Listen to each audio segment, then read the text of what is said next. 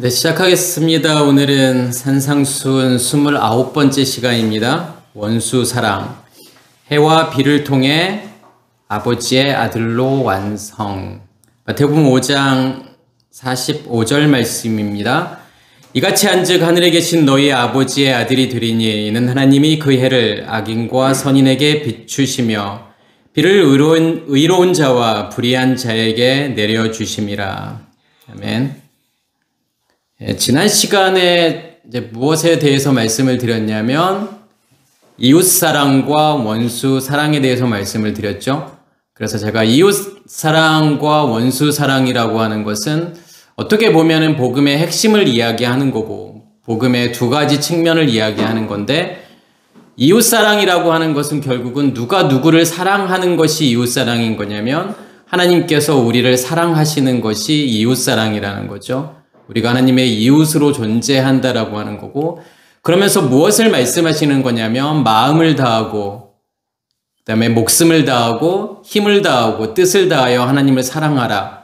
이 표현은 뭐냐면 결국은 어떻게 우리의 하나님의 말씀이, 하나님의 의식이 우리의 마음을 점령하고 우리의 생각과 우리의 모든 것을 다 점령하는지, 그것을 이웃사랑이라고 이야기하는 거고, 그러면 그렇게 되면 될수록 무엇이 없어지고 사라지게 되는 거냐면 우리의 겉사람이 죽는다라고 하는 거예요.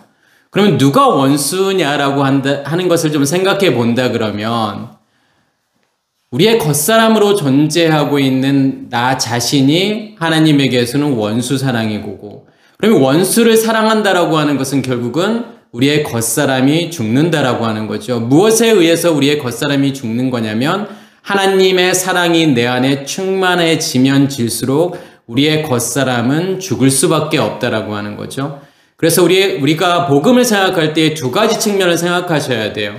항상 이웃사랑이라고 하는 것과 원수사랑. 결국은 이웃사랑에서 말하고 싶은 것은 뭐냐면 속사람을 이야기하고 싶은 거예요. 어떻게 하나님 자신을 우리에게 주어서 그 속사람을 만드는지.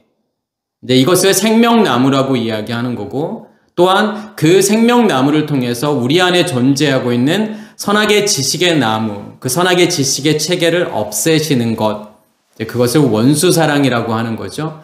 이 두 가지를 합쳐서 무엇이라고 말할 수 있는 거냐면 그것을 복음이라고 이야기하는 거예요. 그래서 이웃사랑이 존재하지 않으면 절대로 내가 하나님을 사랑할 수도 없고 원수를 사랑할 수도 없다라고 하는 거죠. 그래서 원수는 항상 어디에 있냐면 가까운 데 있어요. 가장 가까운 데요. 우리 안에 있는 거죠. 나 자신이 하나님의 원수라고 하는 부분.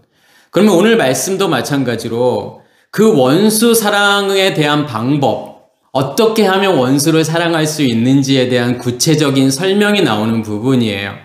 그래서 이같이 한즉 하늘에 계신 너희 아버지의 아들이 되리니, 그러니까 이같이 한즉이라고 지금 번역한 단어가 호포스라고 하는 단어인데, 그 호포스라고 하는 단어는 뭐뭐하기 위하여라는 거죠. 그러니까 결국은 뭐냐면 하늘에 계신 너희의 아버지의 아들로 존재하기 위하여 뒤에 나오는 내용들이 있다라고 하는 거예요. 그럼 뒤에 나오는 내용들은 그 해를 악인과 선인에게 비추시며 비를 의로운 자와 불의한 자에게 내려주심이라. 그러니까 이러한 일들이 일어나야만이 내가 하늘들 안에 너희 아버지의 아들들로 존재하게 된다라고 하는 거예요. 단순히 하나님께서 예수께서 지금 원수를 사랑해. 하나님께서도 뭐 선한 자나 악한 자나 그 사람들에게 모두 태양빛을 다 공급해 주잖아. 누구에게나 다 공급해 주잖아. 그리고 비도 누구에게나 다 내려주잖아. 의로운 자나 아니면 불의한 자. 모든 사람들에게 하나님께서 비를 내려주잖아. 그러니까 하나님께서는 모든 사람을 다 사랑하는 거야. 너의 원수까지도 사랑하는 거야. 그래서 너도 원수를 사랑해. 라고 하는 말이 아니라는 거예요. 그러한 말씀을 하고 싶은 게 아니라, 그럼 여기에서 우리가 무엇을 아는 게 중요한 거냐면, 과연 해라고 하는 거, 그러니까 태양을 이야기하는 거죠.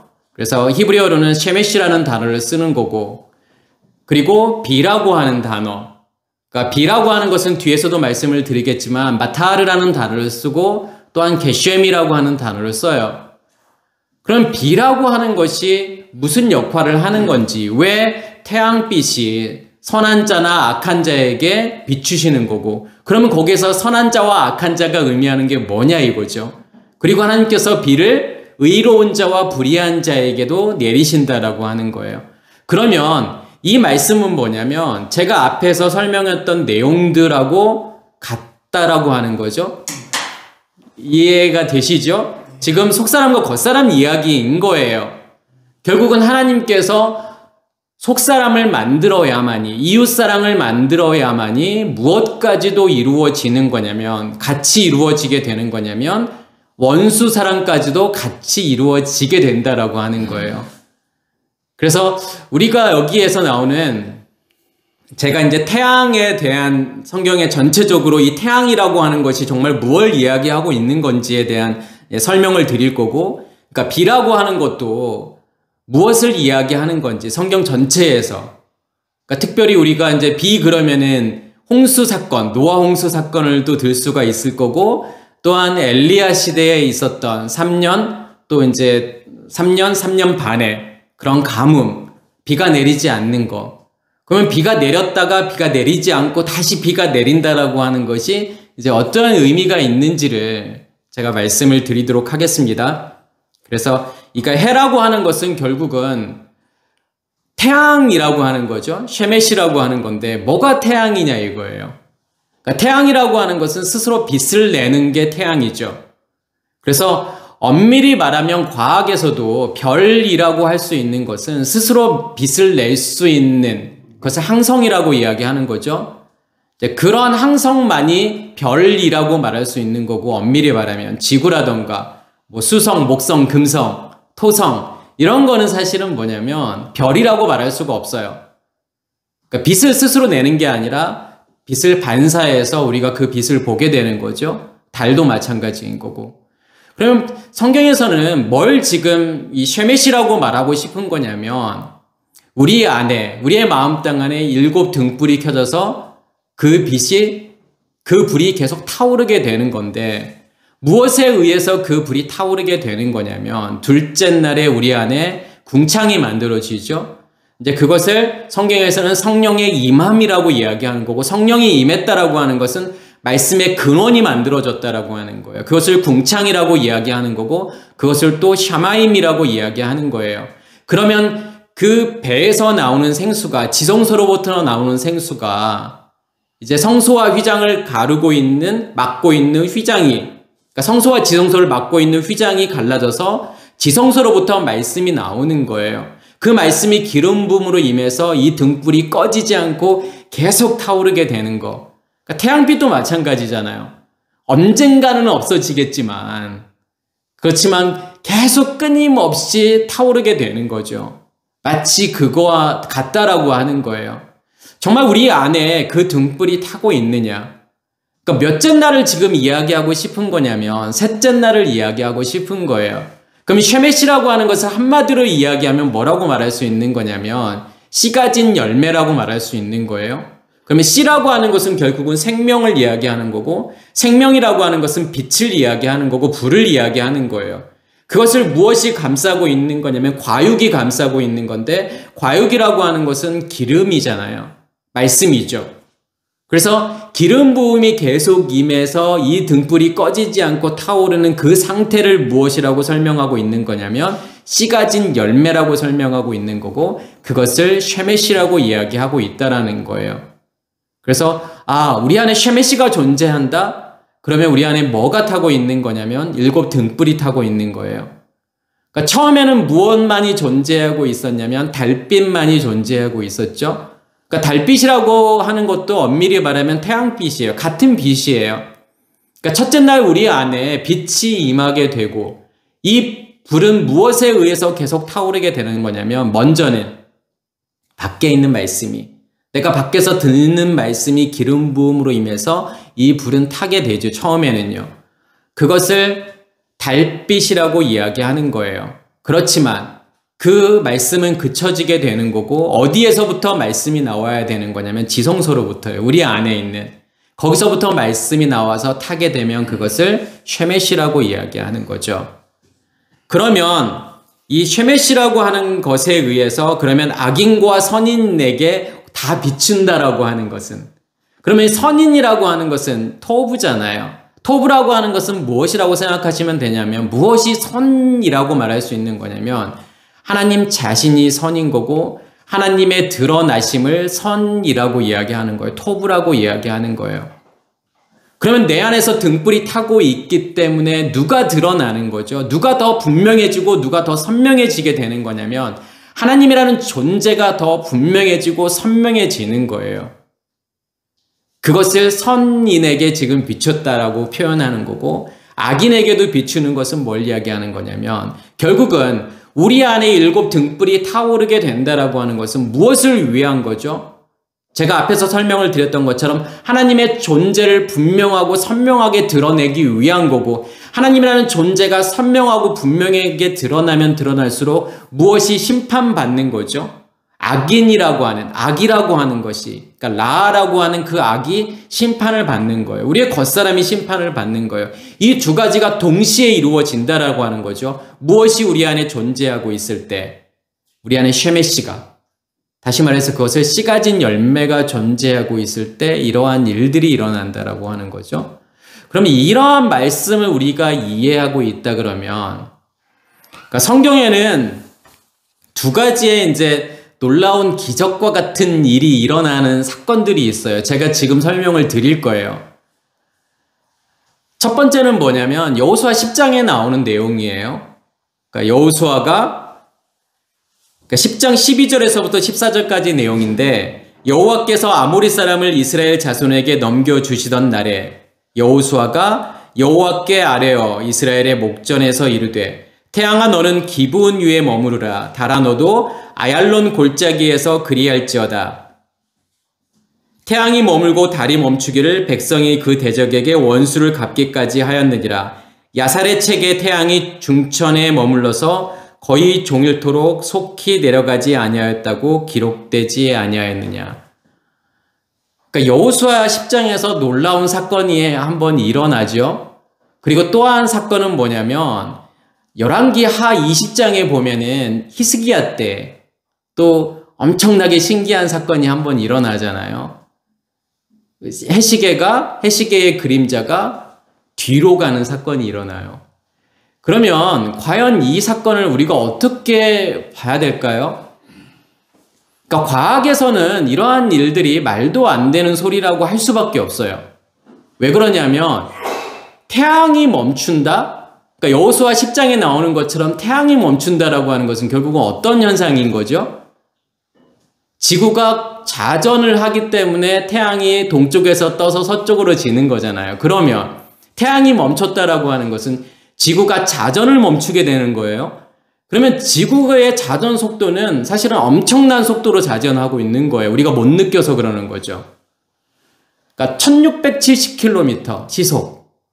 그러니까 우리가 KTX가 정말 빠르잖아요. KTX가 그래봤자 시속 300km예요. 그런데 지구의 공전 속도는 그 KTX의 5배 이상으로 빨리 회전을 하고 있다라고 하는 거죠. 그러면 태양이 멈췄다라고 하는 것은 1670km, 시속 1670km로 달리고 있던 마치 기차가 멈추는 거란 말이에요. 그러면 어떤 일이 일어날까요? KTX가 멈추더라도 300km로 달리던 KTX가 멈추게 되면 관성의 법칙에 의해서 아마 모든 사람들이 안전벨트를 매고 있지 않는 한 다 밖으로 튀어나가겠죠. 지금 우리가 살면서 안전벨트 안 매고 있잖아요. 그런데 만약에 지구가 자전을 멈춘다? 아마 지구 전체적으로 나만 할 수 있는 게 하나도 없을 거예요. 다 파괴될 거예요. 뭐 건물이며 집, 뭐 땅의 그 축이 다 흔들리고 지구가 거의 멸망할 그 정도까지 되겠죠. 그러니까 과학적으로는 절대로 일어날 수 없는 일이에요. 그럼 뭐 이렇게 말할 수도 있겠지. 하나님께서, 전능하신 하나님께서 못하실 일이 뭐가 있겠느냐. 뭐 이렇게 말한다 그러면 할 말이 없겠지만, 사실은 이거를 역사적으로 뭐 증명하고 안 하고의 문제가 중요한 게 아니라는 거예요. 왜냐하면 이것은 역사적으로 이러한 사건이 일어났느냐 아니냐를 설명하고 싶은 게 아니에요. 그러니까 밖에서 일어나고 있는 어떤 기적이 우리의 믿음을 만들지 못한다라는 거죠. 예수께서도 수많은 기적을 일으켜요. 죽은 사람도 살리시고 물 위도 걸으신단 말이에요. 그런데 제자들은 믿음이 없어요. 너무 신기하게도요. 이러한 사건들을 어떻게 이해하셔야 되는 거냐면 어떤 역사적인 사건, 과학적인 사건 이러한 관점으로 이 말씀을 보시지 마시고 이러한 일들은 다 어디에서 일어나고 있는 일을 설명하고 있는 거냐면 우리 안에서 일어나고 있는 일을 설명하고 있다는 사실이에요. 그러면 오늘 말씀도 마찬가지죠. 여호수아 10장에서 나오는. 그러면 태양이 기브온 위에 머무르고 달이 아얄론 골짜기에서 머무른 이 사건은 어떻게 보셔야 되는 거죠? 지금 언제 일어난 사건이냐면 이스라엘 백성들이 요단을 건너서 가나안 땅에서 일어나는 사건이에요.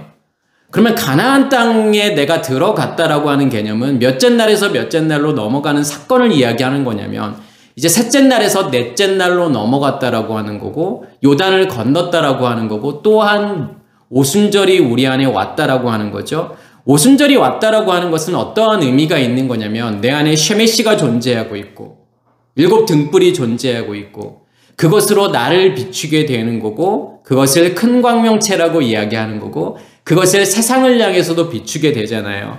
그것을 작은 광명체라고 이야기하는 거죠.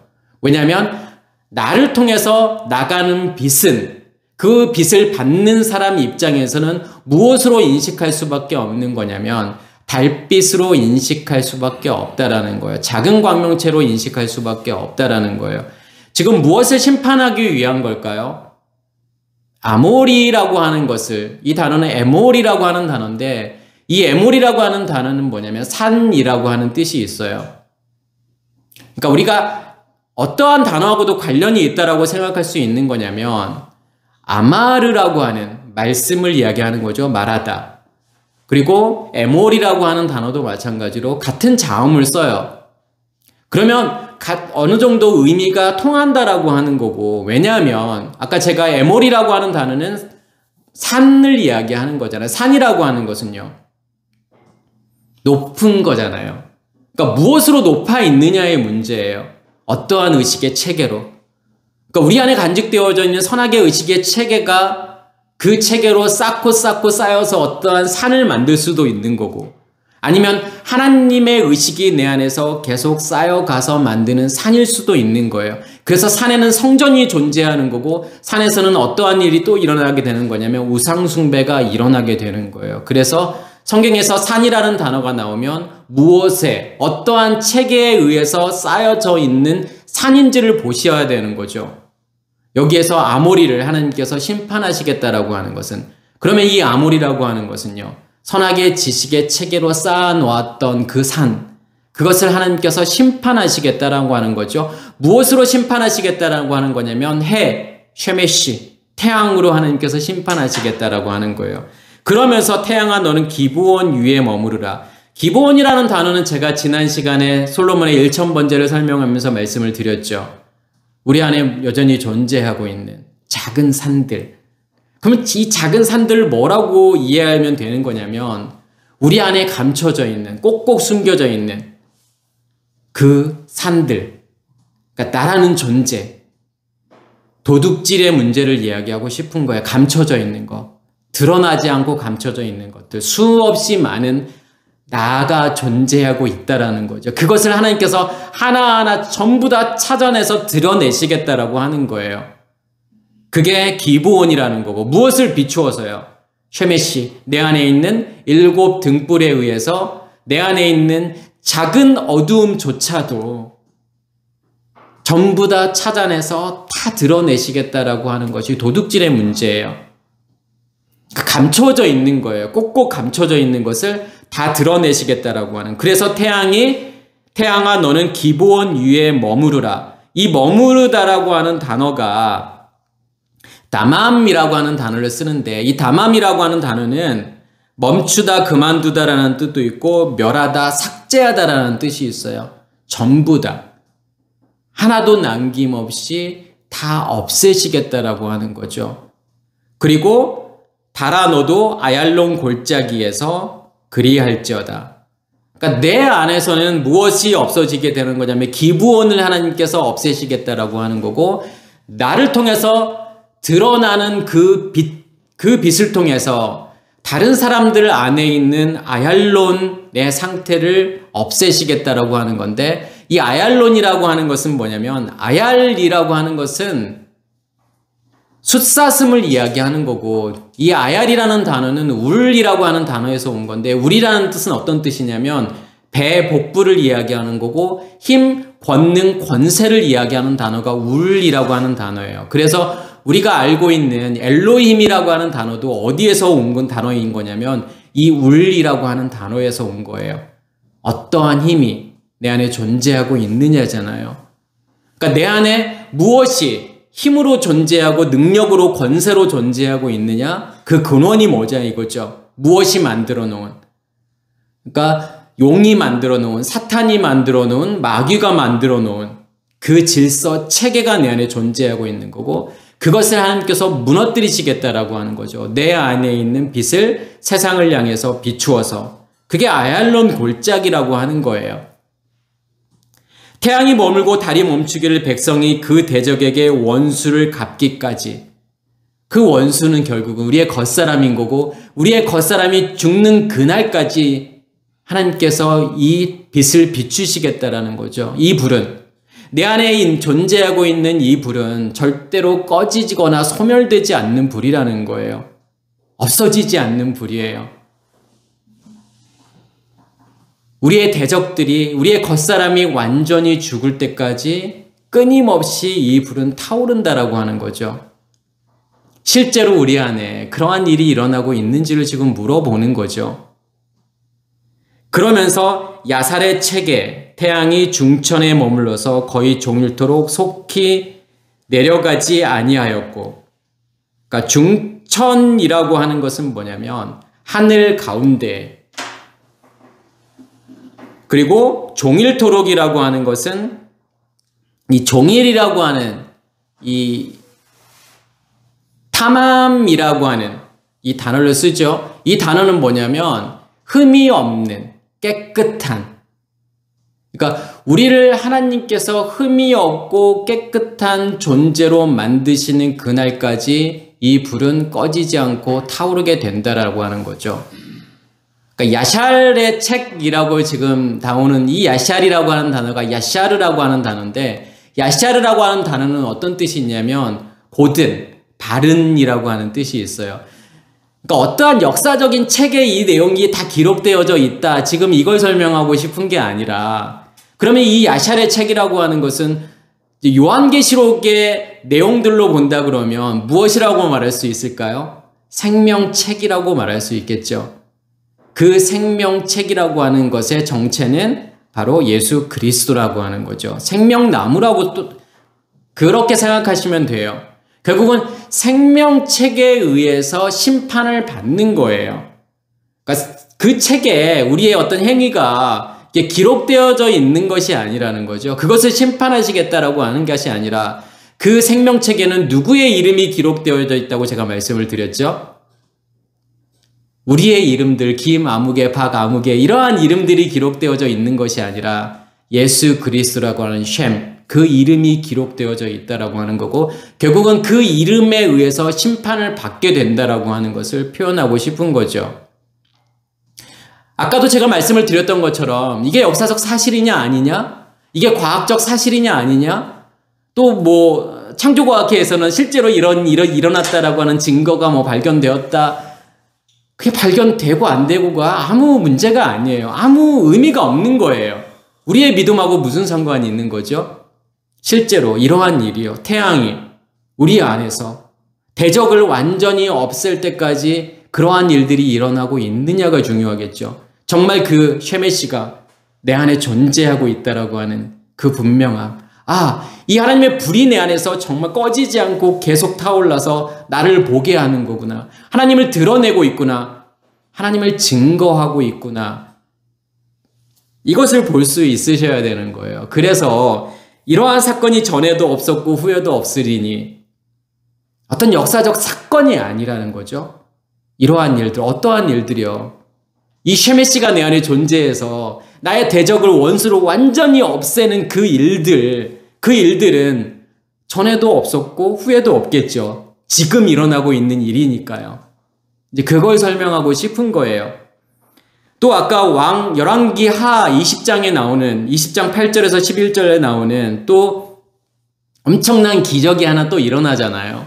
그 사건이 뭐냐면 히스기야가 이사야에게 이르되 여호와께서 나를 낫게 하시고 3일 만에 여호와의 성전에 올라가게 하실 무슨 징표가 있나이까 하니. 그러니까 히스기야가 죽을 병에 걸렸어요. 근데 이제 벽을 맞대고 기도를 하잖아요. 그러니까 이사야가 와서 이제 나을 거라고 이야기를 한단 말이에요. 그때 히스기야가 말하는 게 그러면 여호와께서 나를 낫게 하시고 3일 만에 여호와의 성전에 올라가게 하실 무슨 징표, 이것을 좀 보여달라고 하는 거예요.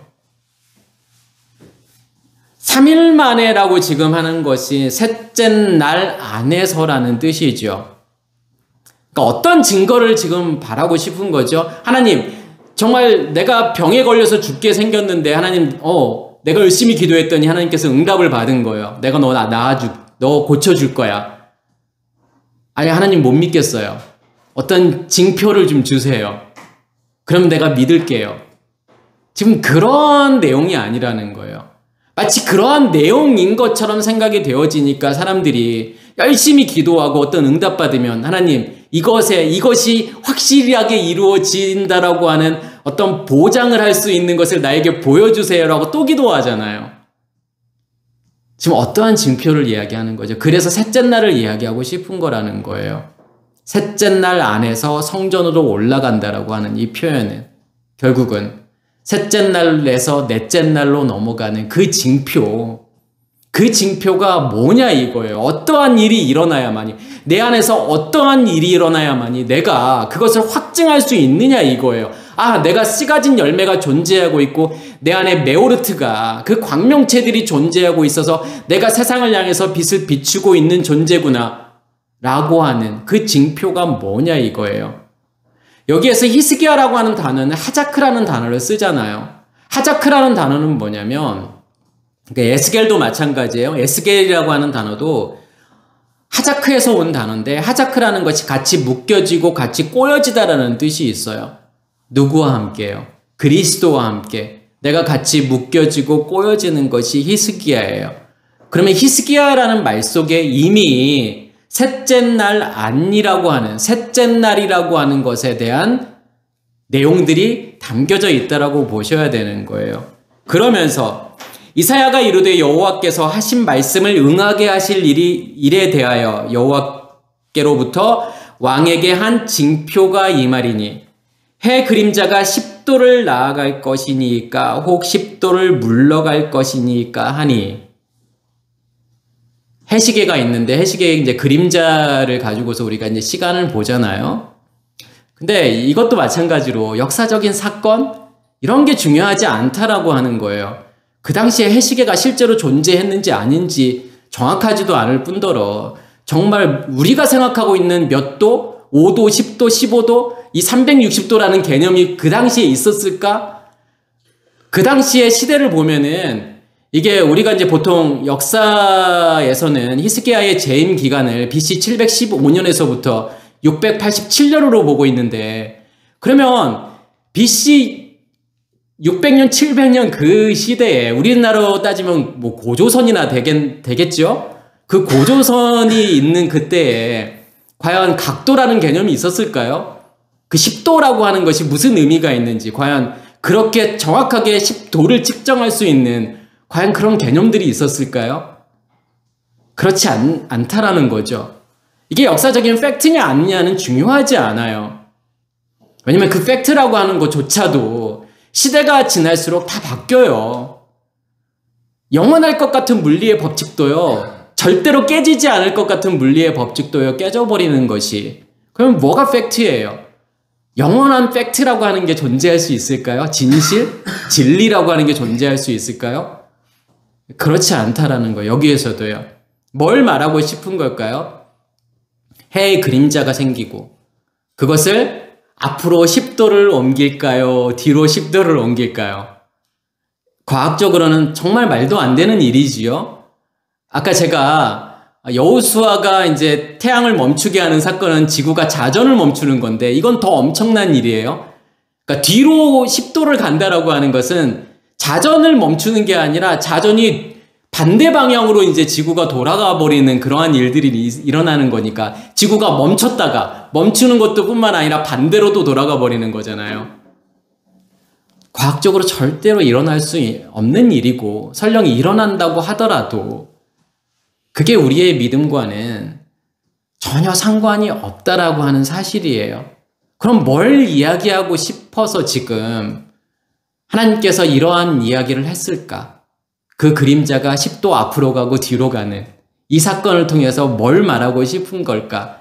이것을 이해하는 게 중요한 거예요. 왜 그러냐면 이러한 일은 지금 수천 년 전에 2000년, 3000년 전에 일어났던 일이 아니라 어떤 과학적, 역사적인 사실이 아니라 우리 안에서도 동일하게 일어나고 있다는 사실이에요. 이 젤리라고 하는 그림자라고 하는 걸 통해서 우리는 두 가지를 좀 생각해 볼 수 있겠죠. 첫 번째는 뭐죠? 그림자가 만들어지려면 무엇이 존재하고 있어야 돼요?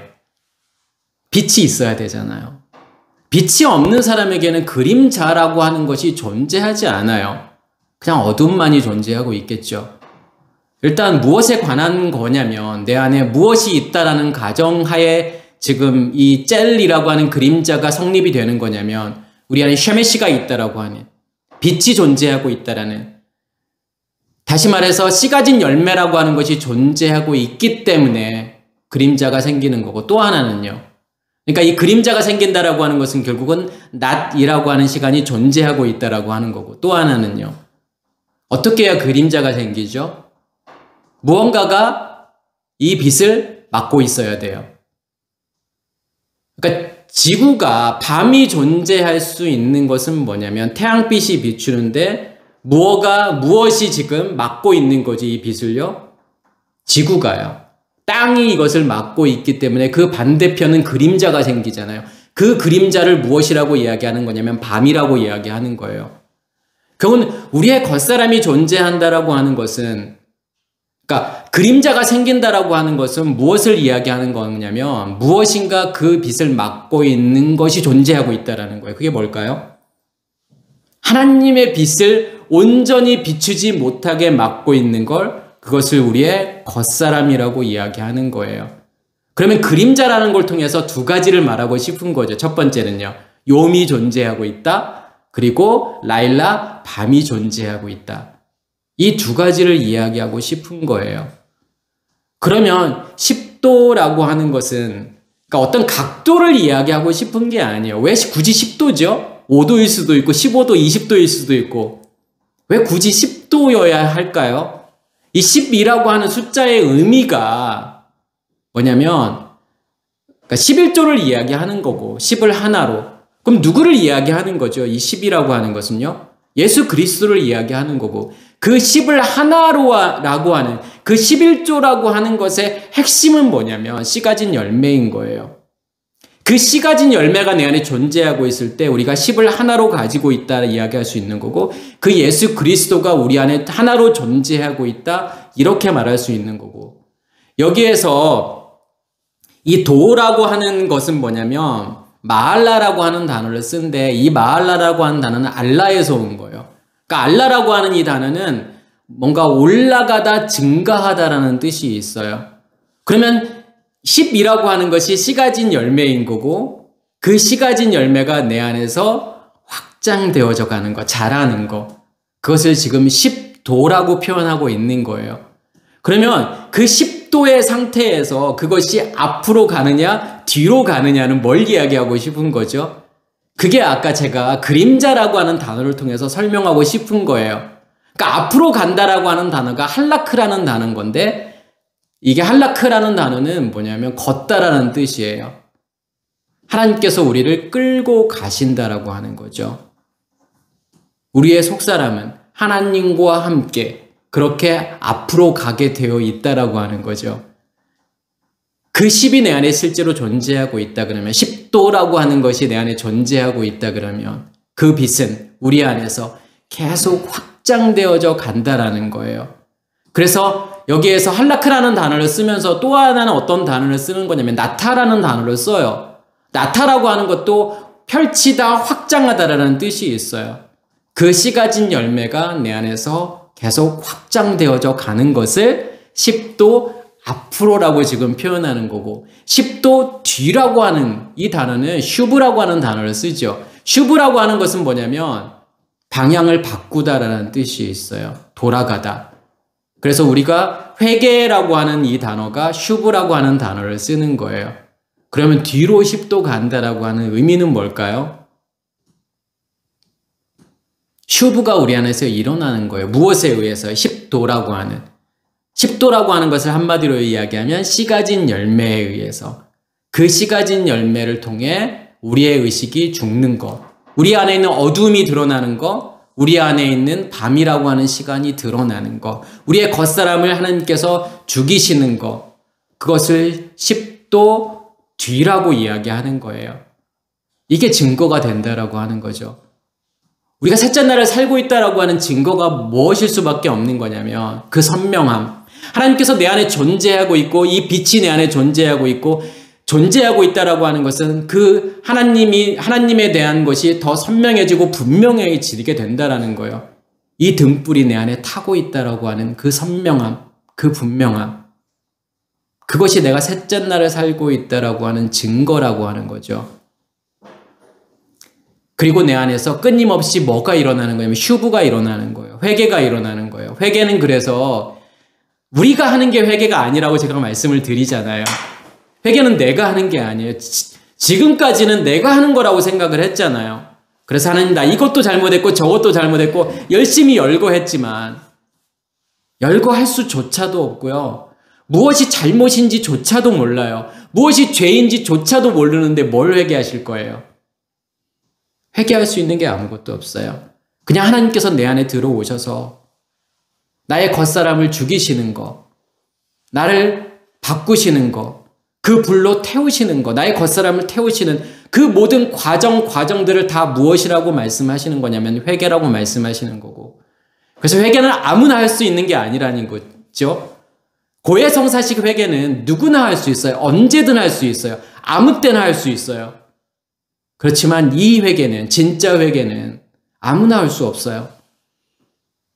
7 등불이 내 안에 존재하는 사람들만이 회개할 수 있다라고 하는 거죠. 그게 슈브 10도 뒤로 가게 만든다라는 거예요. 히스기야가 대답하되 그림자가 10도를 나아가기는 쉬우니 그리할 것이 아니라 10도가 뒤로 물러가게 할 것이니라 하니라. 너무 확실한 증거, 내가 죽고 있다라고 하는, 내가 내 의식이 바뀌고 있다라고 하는, 나의 겉사람이 드러나고 있다라고 하는 확실한 증거, 증표. 이게 히스기야라는 뜻이에요. 하나님께서 하자크, 같이 묶여져서 같이 꼬여져서 내가 이 믿음의 길을 가고 있다라고 하는 분명한 증표를 하나님께서 우리에게 보여주시겠다라고 하는 거죠. 태양이 멈춘다고 한들, 죽은 사람이 살아난다고 한들, 물 위를 걷는다고 한들 그게 나와 무슨 상관이 있을까요? 내 안에서 이루어지는 게 아니라 그러면 나와 아무 상관이 없어요. 지금도 세계에서는, 세상 곳곳에서는 수많은 기적들이 일어날 수 있겠지만 진짜 기적이라고 할 수 있는 것은 뭐냐면 내가 하나님을 인식하고 있다라는 거예요. 내가 의식이 바뀌고 있다라는 거고 내 안에서 하나님이 경험되어지고 있다라고 하는 이 분명함. 아니 이거 말고 기적이 있나요? 이걸 느끼고 계신다고 한다면 매일 우리는 무엇을 살고 있는 거냐면 기적을 살고 있는 거예요. 제가 예전에 한번 그 말씀을 드렸잖아요. 생명이라고 하는 것. 정말 기적 중의 기적이에요. 과학에서도 마찬가지예요. 생명의 출현? 절대로 일어날 수 없는 사건이에요. 정말 과학에서는 우주의 어떠한 시작, 우주의 역사를 138억 년, 139억 년까지도 보고 있는 건데 그 오랜 시간 동안에 단 한 번의 사건이 뭘 만드는 거냐면 생명이라고 하는 걸 만드는 거예요. 절대로 일어날 수 없는. 그 단백질의 배열이라고 하는 그 놀라운, 정말 확률적으로는 거의 0에 가까운 일이 일어나는 게 생명의 출현이에요. 단 한 번의 사건밖에 안 일어났다라는 거예요. 그러면 우리 안에 그 예수 그리스도의 생명이 존재한다라고 하는 것은요, 과학에서 말하는 그 일어날 수 없는 기적과 같은 일, 그걸로도 설명할 수 없는 기적 중에 기적이라고 하는 거예요. 우리 안에 생명이 존재한다라고 하는 것은요. 그게 아무렇지도 않은 거라고 생각할 수 있지만 그렇지 않아요. 정말 놀라운 일이에요. 왜냐하면 그 생명이 존재하지 않으면 우리는 뭐일 수밖에 없죠? 그냥 먼지일 수밖에 없잖아요. 아무 가치 없는 그런 존재일 수밖에 없는 것이 아파르잖아요. 먼지잖아요. 우리가 살아있다라고 하는 건요, 그 예수 그리스도가 내 안에 존재하고 있다라는 건데 그게 얼마나 기적이겠어요. 그러니까 다른 게 기적이 아니에요. 정말 기적이 일어나길 원한다 그러면 내 안에서 정말 그러한 일들이 일어나고 있는지를 보실 수 있으셔야 되는 거예요. 지금 제가 두 사건을 통해서 복음의 핵심이라고 하는 두 가지를 설명을 한 거예요. 이 태양이 선인에게도 악인에게도 비추는 것은 결국은 우리의 속사람을 확장시키는 역할을 하는 거고, 우리의 겉사람을 보여주시는 거고, 우리의 겉사람을 드러내고 있다라고 하는 거예요. 이 두 가지의 일이 일어나는 거. 무엇에 의해서요? 쉐메시에 의해서요. 태양에 의해서요. 그래서 에베소서 4장 26절, 제가 예전에도 좀 한두 번 제가 말씀을 드린 것 같은데, 분을 내어도 죄를 짓지 말며 해가 지도록 분을 품지 말고, 그러니까 화를 내라, 그리고 죄를 짓지 말라는 거예요. 그러니까 화를 내면서 죄를 안 지을 수 있는 방법이 있을까요? 그러면서 해가 지도록 분을 품지 말라. 너희들의 분노 위로 해가 지지 않게 하라는 거예요. 그 분노가 없어질 때까지 태양은 절대로 지지 않는다라는 거죠. 그 태양은 우리 안에 그 분노를 다 없애실 거라는 거예요. 이 분노라고 하는 단어는 어원을 추적해서 들어가 보면 어떤 뜻이 있냐면 손을 뻗다, 열망하다, 갈망하다, 바라다, 원하다, 소원하다라는 뜻이 있어요. 무엇의 핵심이죠? 선악의 지식의 나무라고 하는 것의 핵심을 제가 뭐라고 말씀을 드렸냐면 소유라고 하는 거죠. 가지려고 하는 거예요. 보여지는 것을 있는 그대로, 보여지는 것이 실제라고 생각하기 때문에 그것을 가지려고 하고 소유하려고 하는 거예요. 그게 선악의 지식의 체계의 핵심이라고 하는 거예요. 그 체계로 이 세상을 모든 것을 보면 이 세상의 모든 것들은 실제한다라고 생각을 하게 되어 있어요. 그 체계는 우리로 하여금 그러한 착각을 가지게 만든다라는 거예요. 그러면 그것을 내가 소유해야 되잖아요. 가져야 되잖아요. 이 세상의 모든 것들을요. 왜 화가 나죠? 가지지 못하니까요. 내가 원하고 소원하는 것들을 다 가지지 못해요. 그러니까 화가 나는 거예요. 그걸 소유해야 되는데. 무엇까지도요. 하나님 자신까지도 우리가 소유를 하려고 하는 거예요. 무엇을 위해서요? 천국 가려고요. 인간의 끝없는 탐욕이고 욕심이죠. 그 탐욕을, 그 욕심을, 그 소유를 하나님께서 어떻게 하실 거냐면 다 없애실 건데 무엇을 통해서요? 쉐메시를 통해서요. 우리 안에 존재하고 있는 이 선악의 지식의 체계가 다 없어지는 그날까지 이 태양은 절대로 없어지지 않고 우리를 향해서 계속 비칠 거라는 거예요. 다 없어지는 그날까지요. 지금 그거 설명하고 싶은 거예요. 그래야 너희가 죄가 되지 않는 거야. 죄를 짓지 않는 거야. 무엇이 존재하고 있기 때문에요. 선악의 지식의 체계라는 것이 존재하고 있기 때문에 그것에서부터 나오는 모든 것들을 다 죄라고 이야기하는 거죠. 거기서부터 나오는 감정, 느낌, 생각, 수많은 의미들, 수많은 관계들, 이 모든 것들이 거기서 만들어 놓은 모든 결과물을 다 무엇이라고 이야기하는 거냐면 죄라고 이야기하는 거예요. 그래서 가인의 소산이 가인이 땅의 소산으로 드려지는 모든 것을 하나님은 받으실 수 없는 이유가 그런 거예요. 누구의 체계로 내어놓은 결과물이기 때문에 그런 거냐면 나 자신의 것으로요. 내 안에 선악의 지식의 체계로 만들어낸 모든 결과물들, 그것이 가인이 하나님께 드렸던 땅의 소산이라고 하는 거고 결코 그것은 하나님께서 받으실 수 없다라고 하는 거죠. 계시록 16장 8절에도 마찬가지예요. 넷째 천사가 그 대접을 해에 쏟음에 해가 권세를 받아 불로 사람을 태우니, 여기서 해라고 하는 태양이라고 하는 것은 7 등불이요.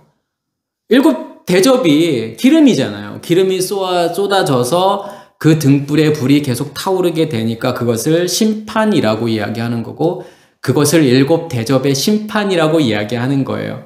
그것으로 무엇을 죽이시는 거죠? 여기에서 불로 사람을 태우니, 아담이요. 그 먼지로 만들어진, 아파르로 만들어진 그 아담이라고 하는 우리의 겉사람을 하나님께서 다 태워 없애시겠다라고 하는 거죠. 그게 지금 태양이에요. 제가 태양이라고 하는 것에 그래도 핵심적인 내용들을 좀 정리를 한 거예요. 그러면 한마디로 이야기하면 태양, 쉐메시, 그러면 우리 안에 존재하고 있는 7 등불을 이야기하는 거고 씨 가진 열매를 이야기하는 거구나. 그 씨 가진 열매 맺는 나무를 이야기하는 거구나. 그렇게 이해하시면 되고, 그 다음에 비라고 하는 단어가 나오잖아요. 의로운 자들에게, 불의한 자들에게, 동시에. 사실은 앞에 있는 내용과 같은 내용이라고 보시면 돼요. 근데 무엇으로 지금 표현하고 있는 거냐면 비라고 하는 것으로 표현하고 있는 거고, 비는 결국은 무엇을 이야기하는 거죠? 물이잖아요. 말씀이죠. 하나님의 의식을 이야기하는 거예요. 그래서 비는 대표적으로 어떠한 단어를 쓰게 되냐면 마타르라는 단어를 써요. 그리고 게쉔이라고 하는 단어를 써요. 그러니까 성경에서는 그걸 구별하지 않아요. 그냥 다 비라고 번역을 해서 이게 마타르를 이야기하는 건지 아니면 게쉔을 이야기하는 건지 잘 이해하지 못할 수도 있어요. 근데 못해도 괜찮아요. 어차피 하나님의 말씀이라고 이해하시면 되는 거고, 처음에는 우리가 그 말씀을 이해하지 못하잖아요. 깨닫지 못할 때는 그걸 마타르라고 이야기하는 거고, 그것이 깨달아져서 우리 안에서 일을 하게 되면 그것을 게쉔이라고 이야기해요. 그리고 우리는 비를 생각할 때 어떤 것을 생각할 수 있냐면 이른 비와 늦은 비가 있잖아요.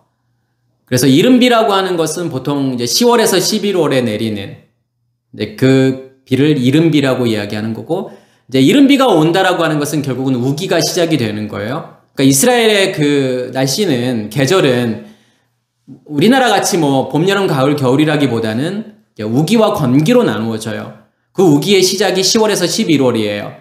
이제 이른 비가 오면 이제 우기가 시작이 되었구나. 그래서 비가 진짜 계속 와요. 한 3, 4월까지요. 그래서 3, 4월에 내리는 비를 이제 늦은 비라고 이야기를 하는 거죠. 그래서 제가 이스라엘에 있을 때도 그때 이제 정말 그 이른 비가 내리기 전까지 비가 한 번도 안 오더라고요.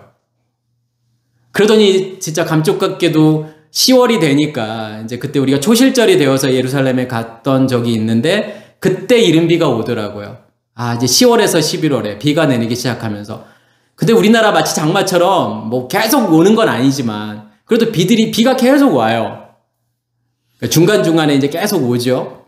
이제 그리고 이제 늦은 비가 오게 되는 건데, 이제 3월에서 4월 사이에 이른 비는 무엇을 위한 비냐면 파종을 위한 비예요. 씨를 뿌리려면 이른 비가 오고 이른 비가 온 다음에 파종을 하게 되죠. 그러니까 씨 심기 위한 비가 이른 비다 이렇게 생각하시면 되고, 결국은 뭘 이야기하고 싶은 거냐면 밖에서 들려지는 말씀이요. 먼저는 그 말씀이 들려져서 들려져야만이 우리 안에 뭐가 심겨지게 되는 거냐면 씨가 심겨지게 되는 거예요. 그러면 늦은 비라고 하는 것은요, 결실을 위한 비가 늦은 비예요. 그래서 이른 비라고 하는 단어가, 그러니까 요레라고 하는 단어를 쓰고 늦은 비라고 하는 단어는 말코시라고 하는 단어를 쓰는 건데, 이 말코시라는 단어가 이게 라카시에서 온 단어인데, 라카시라고 하는 단어가 익다, 여물다, 무르익다 이런 뜻이 있는 거예요. 결국은 결실을 위한.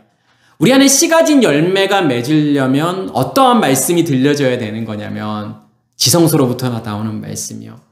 이 배에서 나오는 생수가 있어야만이 그 말씀이 기름 부음으로 임해서 우리의 마음 땅에 불이 꺼지지 않고 타게 되는 거, 그것을 씨 가진 열매라고 이야기하는 거예요. 그래서 그걸 만들기 위해서는 반드시 어떠한 비가 있어야 되는 거냐면 늦은 비가 있어야 되는 거예요. 그래서 이 정도면은 사실은 비에 대한 것들은 이제 크게는 우리가 비를 이야기할 때 이른 비와 늦은 비, 그리고 마타르와 게셴, 이러한 단어들이에요. 이러한 단어를 가지고서 이제 비라고 하는 것을 이야기할 수 있는 거죠. 그래서 이제 비가 오는 사건, 그러니까 이 마타르라는 단어가 이제 맨 처음에 나오는 구절이 창세기 2장 5절에서 6절 보면은 여호와 하나님이 땅에 비를 내리지 아니하셨고 땅을 갈 사람도 없었으므로 들에는 초목이 아직 없었고 밭에는 채소가 나지 아니하였으며 안개만 땅에서 올라와 온 지면을 적셨더라. 뭐가 없는 거죠? 마타르가 없는 거예요. 일단은 말씀이 없는 거예요. 그러니까 안개라고 하는 것은 뭐라고 말할 수 있는 거냐면 선악의 지식의 체계. 원래 우리 안에는 선악의 지식의 체계만이 존재했다라는 거죠. 어두움만이 존재했다라고 하는 거예요. 하나님께서 무엇을 주시지 않으면요, 마타르를 주시지 않으면요, 비를 주시지 않으면요, 그 상태로 살 수밖에 없다라고 하는 거예요. 절대로 땅을 갈 수도 없고 초목이 나올 수도 없고 씨 가진 채소, 그러니까 씨 맺는 채소, 씨 가진 열매 맺는 나무가 절대로 나올 수 없다라고 하는 거예요. 말씀을 주시는 사건이 뭐냐면 이게 마태복음 이제 5장 이제 1절 말씀인 거예요. 예수께서 산에 올라가 앉으시니 제자들이 나온지라 이에 입을 열어 가르쳐 가라사대. 드디어 예수께서 말씀을 하시는 거란 말이에요. 우리에게 뭘 주시는 거죠? 마타르, 비를 주시는 거예요. 마치 이른 비를 주시는 거예요. 그래야만이 씨 심는 죽음이 이루어져요.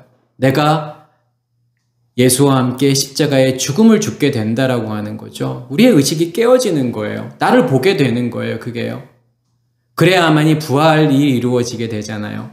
우리 안에 그 생명이 심겨지게 된다라고 하는 것을 지금 표현하고 싶은 거예요. 그래서 출애굽기 16장 4절에도 그때 여호와께서 모세에게 이르되 보라 내가 너희를 위하여 하늘에서 양식을 비같이 내리리니, 그러니까 비처럼 내린다는 게 아니라 비로 내리겠다라는 뜻이에요.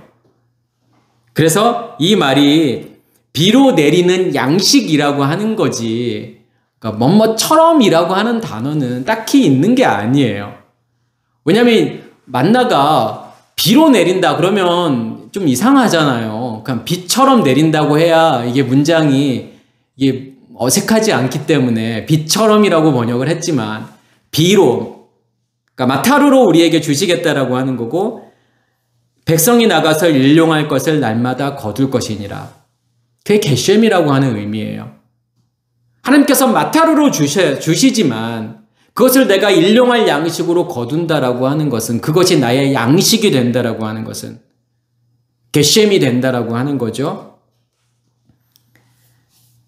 그들이 내 율법을 준행하나 아니하나 내가 시험하리라.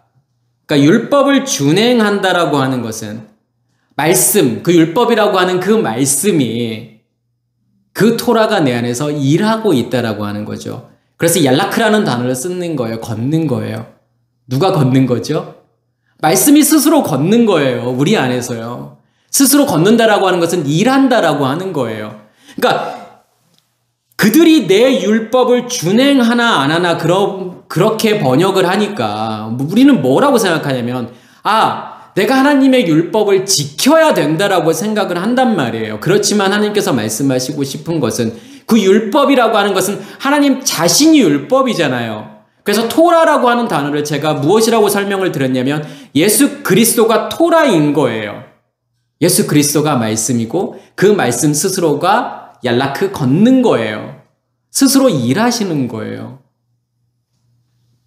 그게 뭐냐면 그게 만나를 주시는 사건이에요. 만나를 일용할 양식으로 공급하게 되고 그 일용할 양식을 내 안에 양식으로 간직하게 되면 그 양식이 스스로 일할 거야. 그게 율법을 지키는 거예요. 그게 준행한다라고 하는 거예요. 그래야만이 그것으로 내가 시험하리라. 시험이라고 하는 게 뭐죠? 왜 시험이라고 하는 게 존재하고 있냐면 우리의 겉사람이 존재하고 있기 때문에 시험이 있는 거예요. 그러면 그 말씀이 내 안에서 일해야만이 무엇이 사라지고 없어지게 되는 거냐면 시험이 없어지게 되잖아요. 내가 죽으면 시험이 없어져요. 그러니까 내가 살아있기 때문에 계속 끊임없이 나에게 시험이 있는 거예요. 예수께서 했던 세 가지 시험도 마찬가지죠. 사탄이 예수께 시험했던 내용들. 그러면 그거는 뭐냐면 나의 겉사람이 죽으면 다 없어지는 것들이에요. 지금 그것을 설명하고 싶은 거고, 또 유명한 이 마타르에 대한 이제 유명한 사건들이 있어요. 자, 두 가지를 말씀을 드릴 건데 뭐냐면 노아 홍수라고 하는 거. 여기서 마타르라는 단어가 나오고 또 게셈이라고 하는 단어가 나와요. 또 하나의 사건은 뭐냐면 엘리야 시대에 비가 안 오잖아요. 여기서 마타르라는 단어가 나오고 게셈이라고 하는 단어가 나와요. 하나님께서 지금 노아에게 내가 비를 내릴 거야 라고 했을 때는 마타르라는 단어를 써요. 근데 실제로 40주야 비가 내린다? 게셈이라는 단어를 써요. 하나님께서 엘리야에게 아합에게 가서 이제 수년 동안 3년 동안 비가 안 올 거야. 그때는 마타르라는 단어를 써요. 근데 실제로 비가 안 오게 되고 다시 비가 오잖아요. 그때는 게셈이라고 하는 단어를 쓰는 거예요. 그러니까 노아 홍수의 사건도 무엇을 심판하는 것으로 보셔야 되는 거냐면 하나님께서 우리에게 마타르를 주세요. 비를 주셔서 무엇을 심판하는 거냐면 우리의 겉사람을 심판하는 사건이 노아 홍수로 보셔야 돼요. 그래서 지금부터 7일이면 내가 40주야를 땅에 비를 내려 내가 지은 모든 생물을 지면에서 쓸어버리리라. 그러니까 지면으로 존재하고 땅 위로 존재하고 있는 모든 것들, 하나님 아닌 모든 것으로 존재하고 있는 것들을 다 쓸어버리겠다. 이 쓸어버리다라는 단어가 마하라는 단어를 쓰는데, 마하라는 단어는 뭐냐면 모든 스팟을 다 지우시겠다라고 하는 거예요. 깨끗하게 말끔이요. 다 닦아내시겠다라고 하는 단어가 마하라는 단어예요. 하나님께서 비를 내리셔서 너희 안에 존재하고 있는 겉사람으로 존재하고 있는 너희의 옛 의식의 체계로 존재하고 있는 그것이 만들어 놓은 모든 것들, 그런 것들을 하나도 남김없이 다 지우시겠다라는 거예요. 락스를 풀어서 정말 곰팡이 모든 하나하나까지 다 지우듯이 하나님께서 그렇게 하시겠다라고 하는 것이 노아 홍수라고 하는 거죠. 그래서 40주야를 비가 땅에 쏟아졌더라. 그러니까 40주야를 40일 동안에 비가 내리는 사건. 이것은 밖에서 들려지는 말씀으로 심판하는 거고 무엇이라고 보셔야 되는 거냐면 7 나팔의 심판으로 보셔야 되는 거고, 예수께서 부활하신 다음에 제자들과 40일 동안 같이 있으시잖아요. 뭐 하셨을까요? 말씀을 계속 공급하시는 거잖아요. 마치 40일 동안에 홍수가 있는 것처럼 40년 동안에 이스라엘 백성들이 만나를 먹었던 것처럼 예수께서 40일 동안의 말씀을 공급하시고 떠나가시는 거죠. 떠나가시는 이유는 양식이 이제 어디에 존재하고 있기 때문에, 지성소 안에요. 우리 안에 존재하고 있기 때문에 그 예수는 떠나가는 거란 말이에요.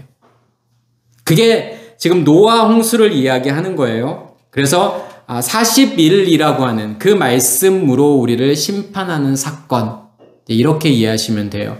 처음에는 마타르로 주시겠다라고 이 말씀을 하시는 거고, 그것이 게셈이라고 하는 그 비로 우리에게 실제로 일어나게 된다라고 하는 거예요.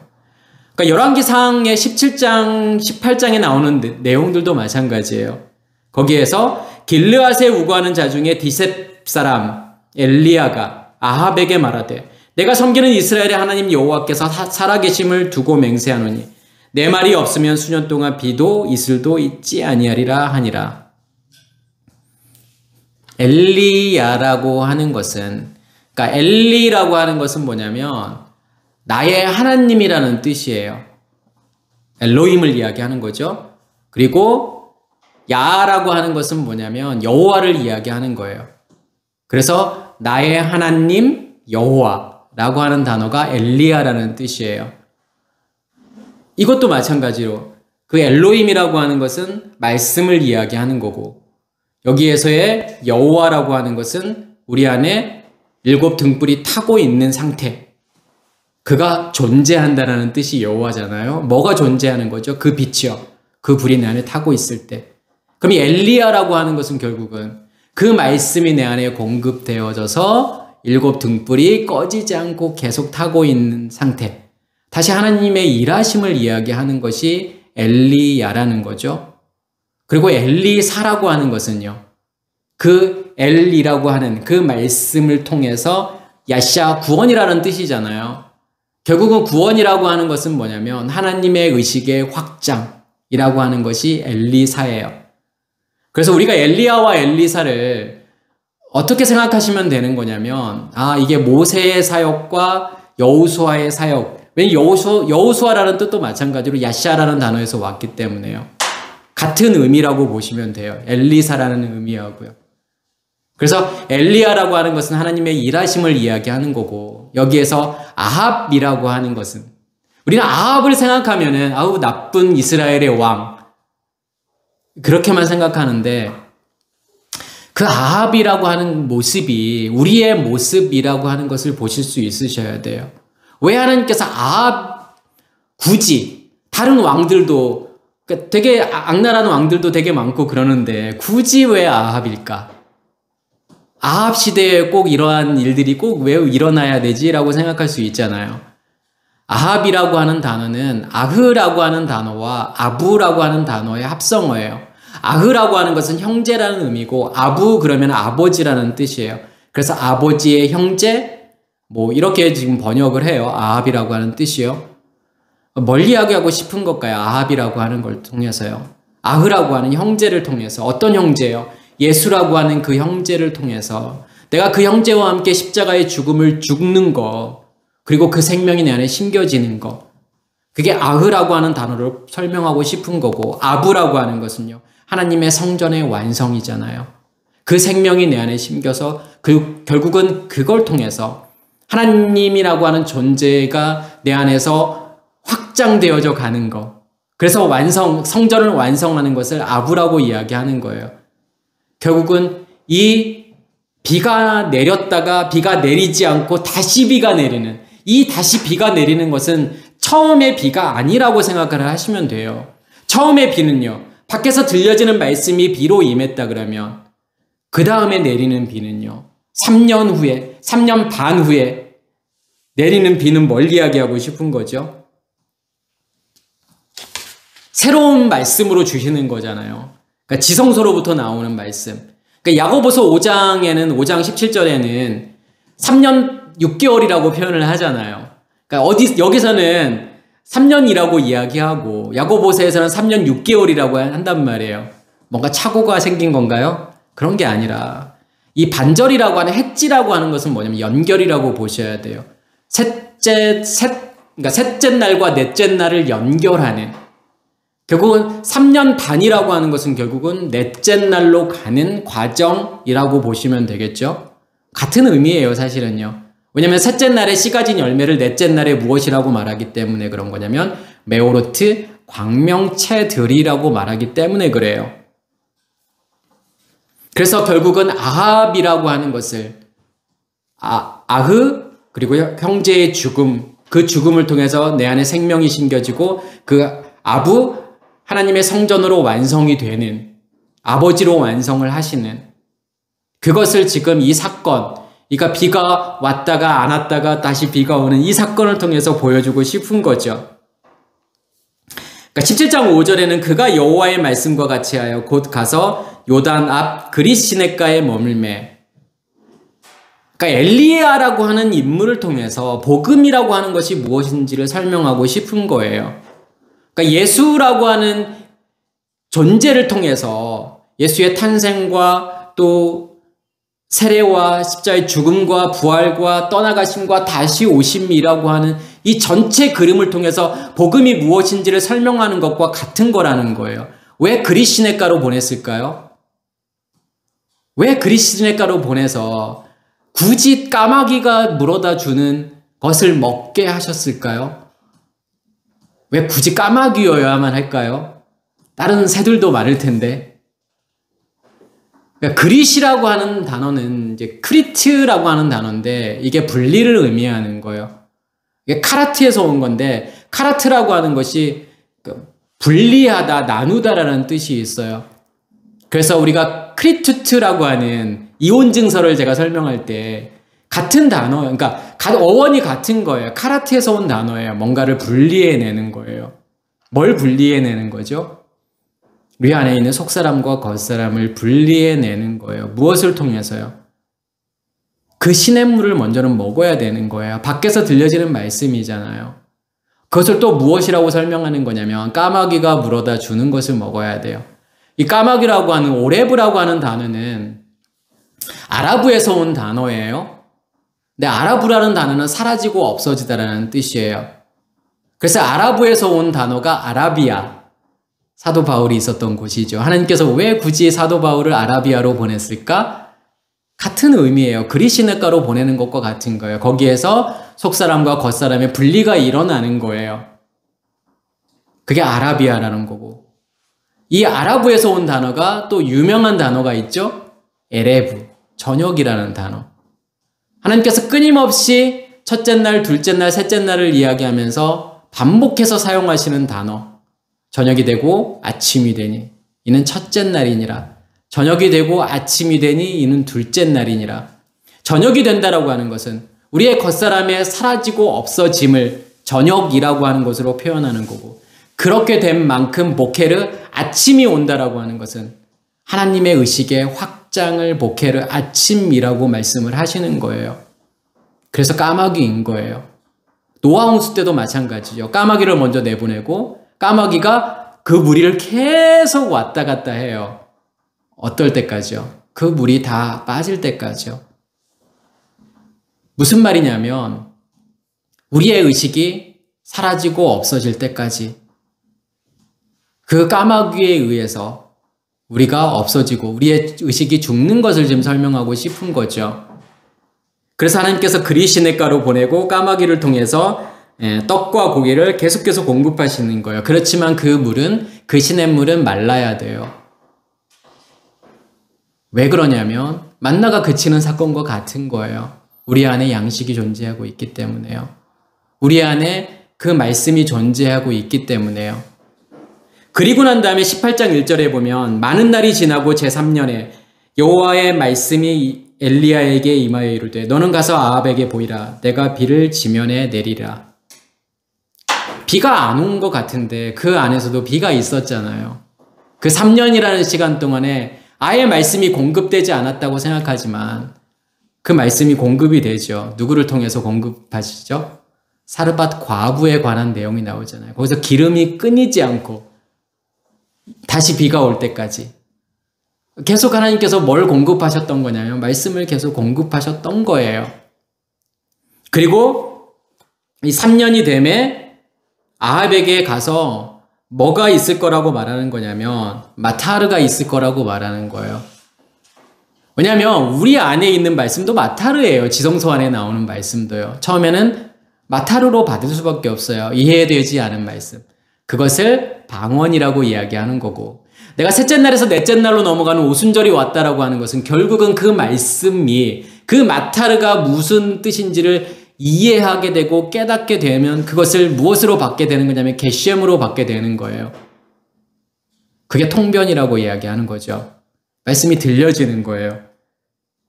그래서 18장 41절에 보면 엘리야가 아합에게 이르되 올라가서 먹고 마시소서 큰 빗소리가 있나이다. 실제로 게셈으로 내리게 되잖아요. 그 중간에 어떠한 사건이 있냐면 바알과 아세라의 선지자가 죽게 되는 거죠.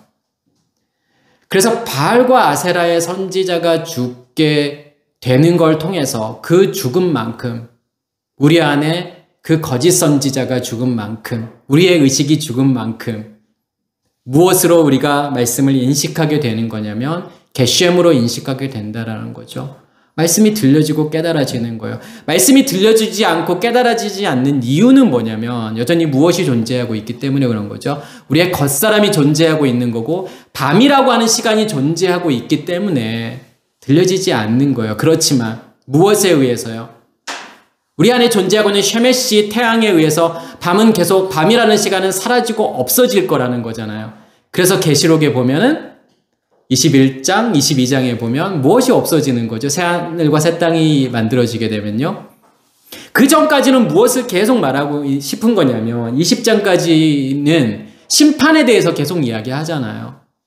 어떻게 우리가 겉사람이 심판을 받는지, 어떻게 사탄이 옥에서 놓여지고 드러나지고 그 사탄의 정체가 다 드러나지고 그게 불못에 다 들어가게 되는지, 완전한 사탄의 멸망, 패망, 그리고 난 다음에 21장에 새하늘과 새 땅을 이야기하잖아요. 그러면 바다도 없어지고 밤이라는 시간이 없어져요. 무슨 시간만이 존재하게 되는 거냐면 낮이라고 하는 시간만이 존재하는 거고, 그렇게 되려면 뭐가 우리 안에서 죽어야 되는 거냐면 거짓 선지자가요. 바알과 아세라 선지자가 죽어야 되는 거죠. 그렇게 죽은 만큼 말씀이 들려지게 될 거고 하나님을 내가 경험하게 될 거고 하나님을 인식하게 될 거라는 거예요. 이같이 한즉 하늘에 계신 너희 아버지의 아들이 되리니. 너무 시간이 많이 길어졌는데 곧 끝내도록 하겠습니다. 자, 이러한 일들이 일어나야만이 하늘들 안에 그 아버지의 아들들로 내가 존재하게 된다라고 하는 거죠. 그럼 하늘들 안에 그 아버지라고 하는 것은 뭘 이야기하고 싶은 거죠? 그 아버지는요, 우리 안에 존재하고 있는 체계 질서잖아요.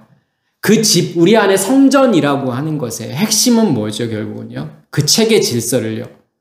실제로 가부장적인 사회에서 아버지라고 하는 존재는 그 집안의 룰을 만드는 존재잖아요. 체계를, 질서를 만드는 존재죠. 그게 아버지죠. 그러면 여기서 아버지라고 하는 것은 우리 안에 존재하고 있는 그 생명나무라고 하는, 생명의 성령의 법이라고 하는 체계 질서를 이야기하는 거고, 그것에 의해서부터 그것의 확장을 무엇이라고 이야기하는 거냐면 아들들이라고 이야기하는 거예요. 그 아들들은 뭐냐면 한마디로 말하면 아버지의 확장, 그것을 아들들이라고 이야기하는 거고, 그것을 기업을 받는다라고 이야기하는 거예요. 이러한 일들이 일어나야 돼요. 쉐메시에 의해서, 게셈에 의해서 말씀이 들려지고 깨달아서 우리의 겉사람, 그러니까 선한 자, 악한 자, 의로운 자, 불의한 자의 상태가 없어져야죠. 사라져야죠. 그래야만이 무엇으로 완성이 되는 거죠? 그 하늘들의 그 아버지의 아들들로 완성이 되는 거예요. 그래서 제가 이 이야기만 할게요. 누가복음 15장에는 세 가지 비유가 나오잖아요. 잃었다 찾은 양, 잃었다 찾은 드라크마, 잃었다 찾은 아들, 이 세 가지 비유를 하나의 비유로 보실 수 있으셔야 돼요. 각각의 비유가 아니라 하나의 흐름상으로 이해하셔야 돼요. 결국은 하나를 잃었다 찾음으로 100을 완성한다라고 하는 것은 예수의 십자가의 죽음이라고 하는 거예요. 그것을 제가 이제 살인의 문제, 간음의 문제, 도둑질의 문제하고 연결해서 설명할 수 있는 거예요. 그 부분은요. 그러니까 예수의 십자가의 죽음이라고 하는 걸 통해서 100이라고 하는, 메아라고 하는 것은 어디를 이야기하고 싶은 거냐면 번제단을 이야기하고 싶은 거예요. 출애굽을 이야기하고 싶은 거예요. 그 100이 내 안에서 이루어져야만이 내가 출애굽할 수 있다는 것을 설명하고 싶은 거고, 드라크마라고 하는 것은요, 하나를 잃었다 찾음으로 그 10을 완성하는 것은 씨 가진 열매를 이야기하고 싶은 거예요. 제가 아까 10이라고 하는 것은 그 씨 가진 열매를 말씀을 드렸고, 이게 간음의 문제예요. 제가 여기에서 이걸 또 설명한다 그러면 또 시간이 이게 길어지겠지만 한번 그것은 생각을 한번 해보세요. 왜 이게 이 세 가지의 비유가 살인과 간음과 도둑질의 문제를 이야기하고 있는지는 한번 생각을 해보세요. 그래서 10을 완성하는 거고 그 씨 가진 열매를 완성하는 거고, 결국은요, 세 번째, 잃었다 찾은 아들, 그걸 통해서 뭘 보여주고 싶은 거죠? 처음 아버지로부터 받았던 것들은 다 없어져야 돼요. 무엇으로 받았기 때문에요? 율법으로 받았기 때문에요. 선악의 지식의 나무로 받았기 때문에 그것을 다 탕진하고 없어져야 된다라는 거예요. 내가 가지고 있었던 이거는 결국은 돼지 우리의, 돼지가 먹는 쥐엄 열매, 그 양식이었구나. 부정한 짐승이잖아요, 돼지는요. 대표적인 부정한 짐승이죠. 내가 돼지의 상태였구나. 돼지의 상태에서 이 돼지가 먹는 양식으로 내가 가지고 있었구나. 그렇게 살았구나라는 것을 보여주는 거예요. 그게 다 없어지고 사라져야 돼요. 그러면요, 누가 나오게 되죠? 누구를 떠오르게 되죠? 누구를 생각하게 되죠? 아버지를 생각하게 되잖아요. 아버지에게는 풍족한 일꾼이 얼마나 많은가. 나는 여기서 죽는구나. 아버지에게 찾아가서 뭐라고 이야기를 하죠? 내가 하늘과 아버지께 죄를 지었사오니 이제 더 이상 아버지의 아들이라 감당하지 못하겠습니다. 나를 품꾼의 하나로 써주소서. 이렇게 이야기를 하잖아요. 그때 아버지께서요. 그 말은 무슨 말이죠? 내 것이 사라지고 없어지게 되니까 누구만이 보이게 되는 거죠. 아버지만이 보이게 되는 거예요. 그전에는 아버지가 보이지 않았단 말이에요. 그랬는데 내 거가 가진 것이 없어지고 사라질수록 누구만이 보이게 되는 거냐면 하나님만이 보이게 되는 거예요. 하나님만이 드러나게 되는 거죠. 그리고 아버지로부터 다시 새롭게 받잖아요. 옷을 받죠. 반지를 받죠. 신발을 받죠. 전에 받았던 것들은 다 없어져야 되는 거고 새 것으로 받는 거예요. 똑같은 거잖아요. 이에는 이, 눈에는 눈. 전에 가지고 있던 눈은 없어져야 돼요. 전에 가지고 있던 손, 발 다 사라지고 잘려지고 없어지고 하나님이 다시 주시는 것으로 새롭게 입는 것이 그게 복음이라고 하는 그 아들로 완성이 되어야 되는 것을 지금 설명하고 싶은 거예요.